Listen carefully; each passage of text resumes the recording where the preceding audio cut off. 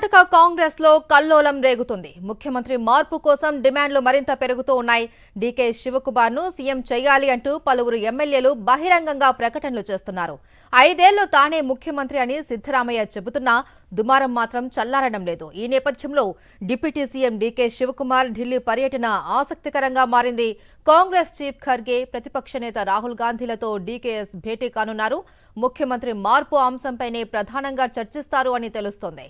వచ్చే ఎన్నికల్లో కాంగ్రెస్ అధికారం నిలబెట్టుకోవాలి అంటే డీకే శివకుమార్ ను సీఎం చేయాలి అని పలువురు కర్ణాటక కాంగ్రెస్ ఎమ్మెల్యేలు డిమాండ్ చేస్తున్నారు. అయితే సిద్ధరామయ్య మాత్రం సీఎం పీఠాన్ని వదిలేలా కనిపించడం లేదు. అధిష్టానం నుంచి కూడా ముఖ్యమంత్రి మార్పు ఉండదనే సంకేతాలే వస్తున్నాయి. దీనిపై హైకమాండ్ నిర్ణయం తీసుకుంటుందంటూ ఇటీవల ఖర్గే చేసిన కామెంట్స్ వైరల్ అయ్యాయి. అయితే డీకే మాత్రం ముఖ్యమంత్రి పదవిపై గట్టి ఆశలే పెట్టుకున్నారు. దీంతో ఢిల్లీ ట్రిప్ హాట్ టాపిక్ గా మారింది.